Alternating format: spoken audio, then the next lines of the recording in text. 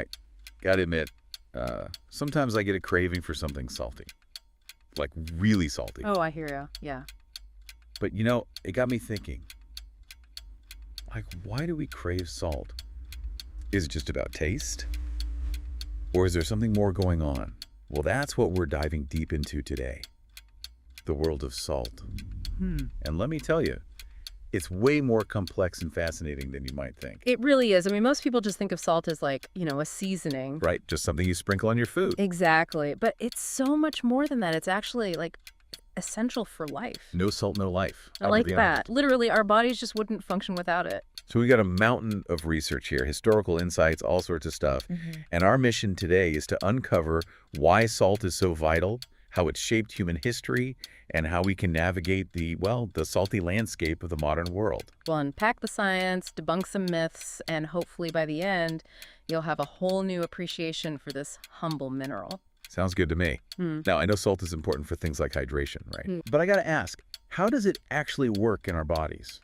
What's the science behind it? Okay, so think about it this way. Our cells are like these tiny little water balloons, right? Okay, I'm picturing it. And sodium, which is one of the key components of salt, acts like a gatekeeper. A gatekeeper. Yeah, it controls how much water flows in and out of those cells. So it's all about balance.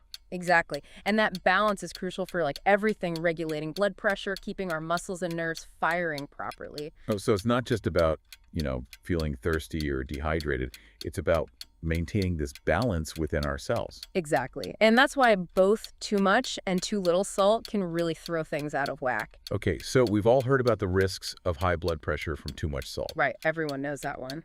But what's less talked about is hyponatremia, right? Which is when sodium levels get too low. Well, and that can be just as dangerous. Hyponatremia, that sounds serious. What are the signs? Like, how would someone know if they were experiencing that? Well, the symptoms can be kind of all over the place. Oh, really? Yeah, it might start with, fatigue, headache, maybe some nausea. Okay, that doesn't sound too bad. But in more severe cases, it can lead to things like confusion, muscle cramps, Oh, wow. seizures, even coma. Whoa, so it's not just about feeling weak, it can be life-threatening. Absolutely. But- So yeah, finding that balance is key when it comes to salt. It's all about balance. Now, let's switch gears for a second and talk about the history of salt. I was reading that it was once considered more valuable than gold. Oh yeah, that's true. Salt has played a fascinating role in human history, like for centuries. I could even imagine salt being more valuable than gold. I know, right? But it was. It was a prized commodity, used as currency, traded along ancient salt routes, even sparked wars. Wow, wars over salt. It's crazy, right? I remember learning about Roman soldiers receiving part of their salary in salt, which is actually where the word salary comes from. Oh, that's right. I'd completely forgotten about that. It's fascinating how ingrained salt is in our language and history. It really is. And it wasn't just the Romans. Right. Oh, no, not at all. Salt played a crucial role in civilizations all over the world. So, what other examples are there? Well, for instance, in ancient Egypt, they used salt for mummification. Oh, wow. To preserve the body. Exactly. So, salt has been essential for, pretty much everything throughout history. It really has. It's been woven into our cultures, our economies, our religious practices, you name it, for centuries. That's incredible. Now, speaking of culture, I'm curious about how different societies have used salt in their cuisine. I mean, we all know it enhances flavor, but are there any unique culinary traditions you've come across in your research? Oh, absolutely. Tons. Like in Japan, for instance, salt plays a key role in preserving and fermenting foods like miso and soy sauce. Ah, miso, love it. All right, and those are staples of their diet. So it's not just about sprinkling it on top of food. Nope, not at all. It's like integral to their cooking process, and it adds a depth of flavor that you just can't replicate with anything else. So salt is a key ingredient, not just a finishing touch. Exactly. Another interesting example is the Himalayan region.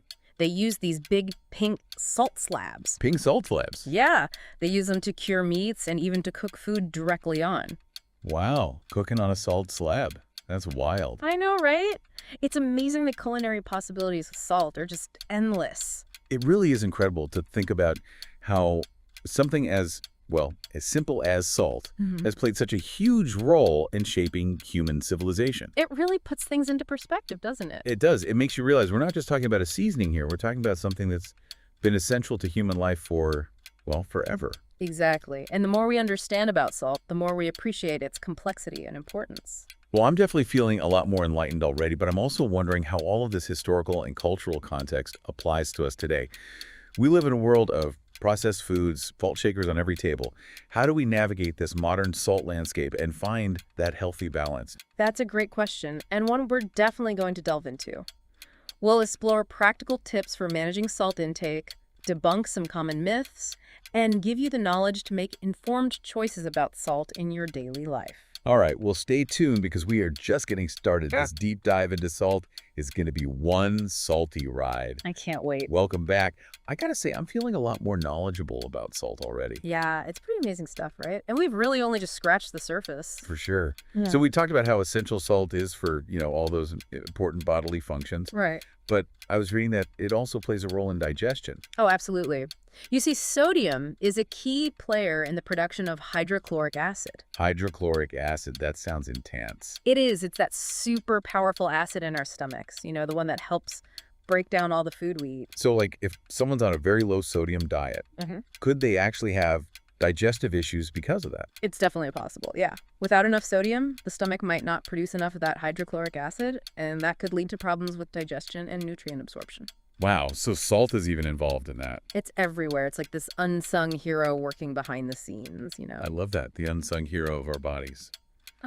Okay, so speaking of balance, we mentioned earlier the World Health Organization's recommendation of less than 5 grams of salt per day. Yeah, that's the general guideline. But is that like a hard and fast rule for everyone? What about athletes or people who are super active, and sweating a lot?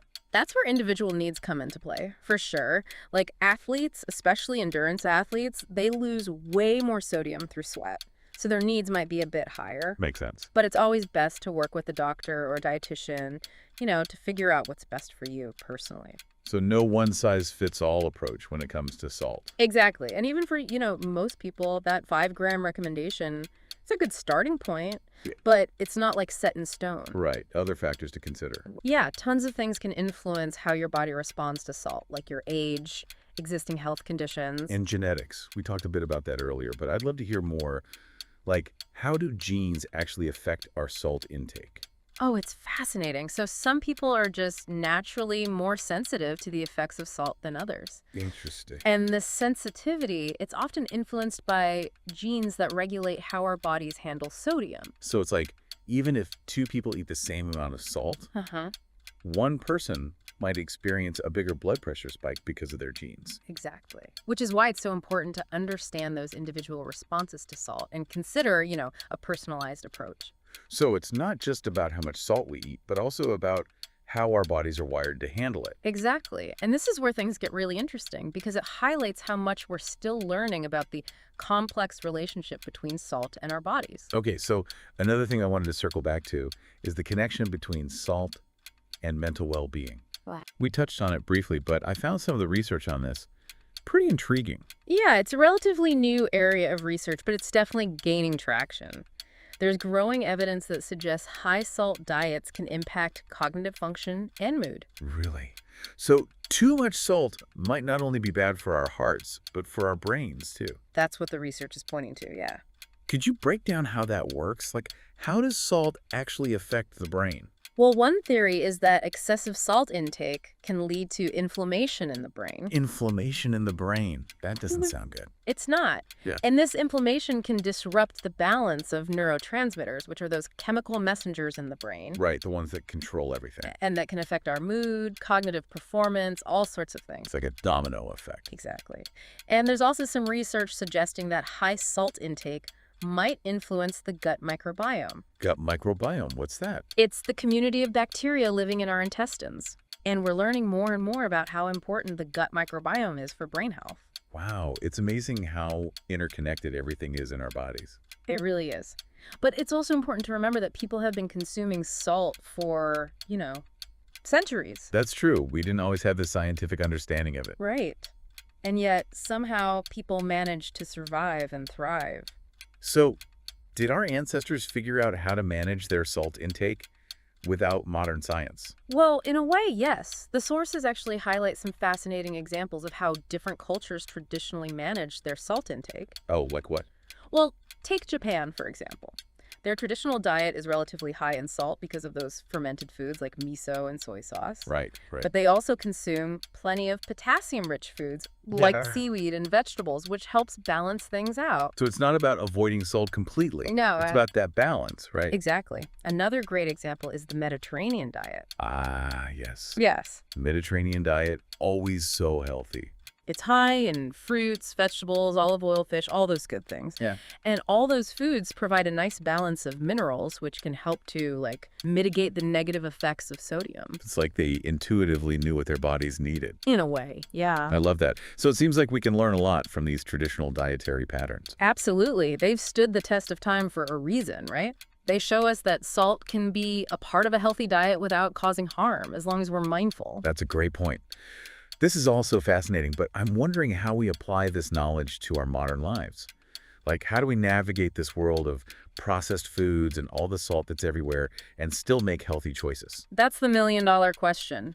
It's definitely more challenging today, but not impossible. We'll explore some practical strategies and tips for managing your salt intake in the modern world after a quick break, so stay tuned. Okay, so we're back and ready to tackle this million-dollar question. How do we manage our salt intake in this crazy modern world? It feels like salt is everywhere. It is. It's lurching in every corner. But it's not about, banishing the salt altogether. It's about, being mindful. Being mindful, okay, I like that. So where do we even begin? Like, I'm guessing reading food labels is like step one. Oh, absolutely. Food labels are key. You wouldn't believe the amount of sodium hiding in processed foods, canned goods, sauces, even bread. So much hidden salt, it's sneaky. It really is. So yeah, becoming a label detective is crucial. It's your first line of defense. Got it. Label detective on the case. Okay, so look for low sodium options whenever possible. But what about when I'm cooking at home? Any tips for cutting back on salt without, making my food taste bland? Oh, for sure. Herbs and spices are your best friend. They add tons of flavor without the sodium. I do love a good spice rack. Right. Get creative, experiment with different combinations, find what you like. What about rinsing canned beans or veggies? Does that actually help reduce the sodium content? Yep. That's a great tip. It can definitely make a difference. And when you are using salt, for seasoning, try opting for coarser varieties like Yeah. sea salt or kosher salt. Oh yeah, I've heard of that. Those bigger crystals mean you actually use less to get the same level of saltiness. That's a good trick.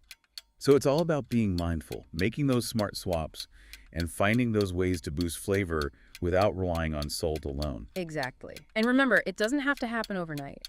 Your taste buds will adjust as you gradually decrease the amount of salt you're using. It's like retraining your palate. Exactly. You start to appreciate those more subtle flavors. Speaking of subtle flavors, we talked about different types of salt earlier. Is there really a difference between regular table salt and those fancy salts like Himalayan pink salt? Ah, the age-old question. So table salt is pretty much pure sodium chloride.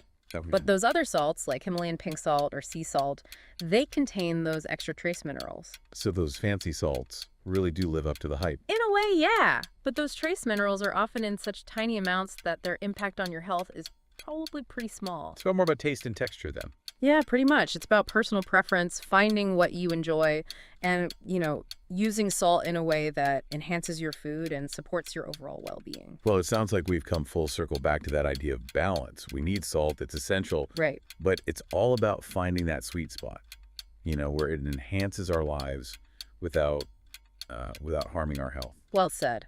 And remember, knowledge is power. The more you understand about salt, the better choices you can make for yourself. That's why we do this deep dive. It's been a real eye-opener for me. I gotta say, it's amazing how something as simple as salt can have such a complex and fascinating story. Agreed. It's been a great exploration. And to our listeners, we hope you feel the same. This is just the beginning of your salt journey, Keep exploring, keep learning, and as always, consult with those healthcare professionals to figure out what works best for you. So, the next time you reach for that salt shaker, take a moment to appreciate this humble mineral. And happy salting